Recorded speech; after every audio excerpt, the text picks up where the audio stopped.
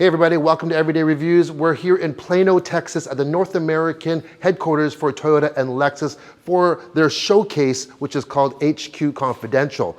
Now on a previous video, I did a video called Toyotathon, where we went and showed what they showed, all the new stuff and upgraded and special editions. But we also did a launch video for the new Lexus RX, which is the top selling vehicle for Lexus. So it's a big deal. And this new version is all new. But today, we actually have our hands on the new Lexus, and not just one, but we have the old version to compare it to.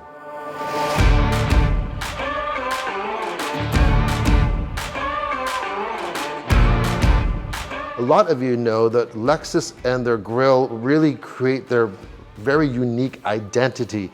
Now, this new grille on the RX, it's not really much of a spindle anymore compared to the old one. The old one still has that spindle shape, and this one actually has a pronounced nose that extends, where on the old one, that spindle grille actually contours up to this. This is built off the GAK platform. We mentioned on the previous video is that this vehicle, it's the same length. However, they've stretched the wheelbase by about 2.6 inches or 60 millimeters.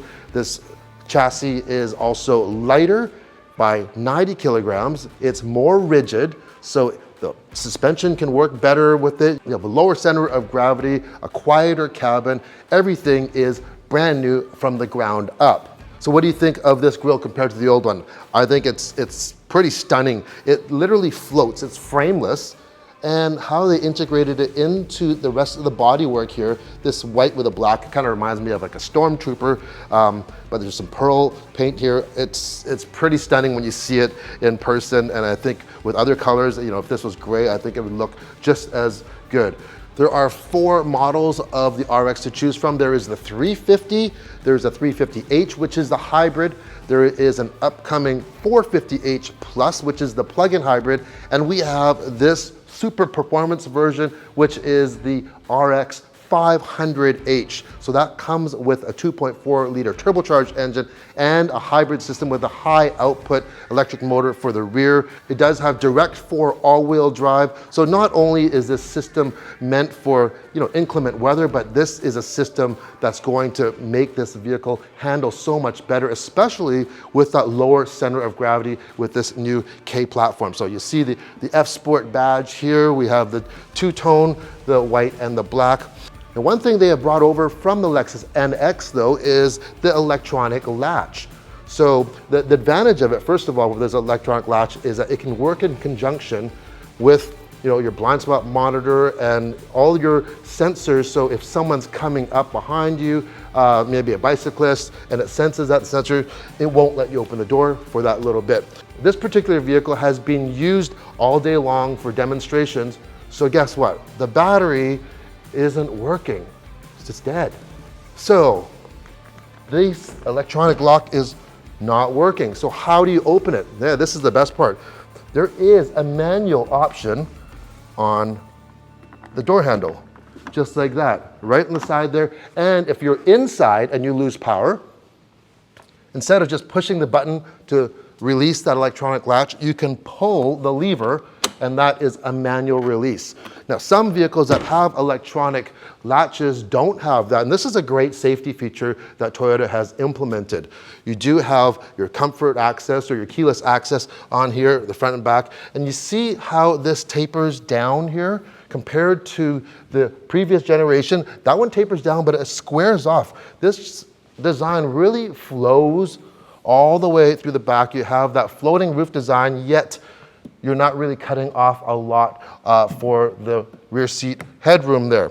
The rear gets a big makeover as well. You get similar shaped LED rear headlamps compared to the previous generation. But if you look at the bumper, it really indents right in. And you can see this line that goes through the side. It seems like it really pinches this kind of in the middle, so the back looks a little bit flared out for sure. This 500 does not have any exhaust pipes visible on here, and you get the full length light bar that just connects those taillights all the way across, and it's a very cohesive design. And you'll notice you have the Lexus in the letters now, opposed to the emblem on the previous generation. This K platform also provides a lower load-in height.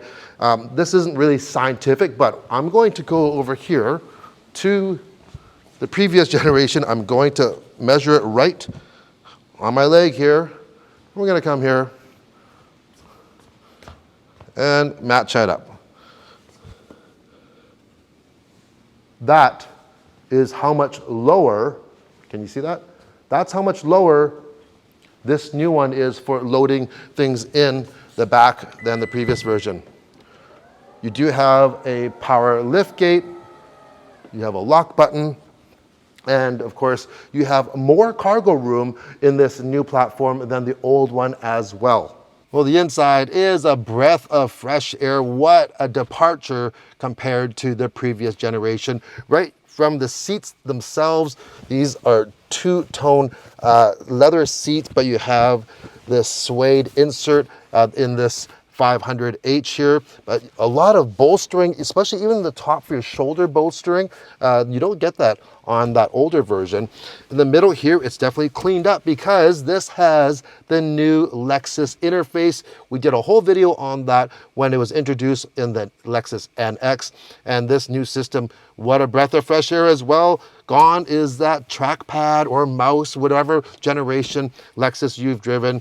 This is a touchscreen, you have a volume knob, you have integrated temperature controls. Unfortunately, we can't light it up because we don't have any power, but I'll put some other shots in here so you can actually see. So this is available with a 14-inch screen. On here you have a nice driver's display and you have a head-up display, and just like that NX, you have these capacitive touch points on the steering wheel, and you can control so many different things with these touch points, and it's all shown in the head-up display right there. By the way, you get Apple CarPlay and Android Auto on this, but yeah, this 500 does come with the Mark Levinson system.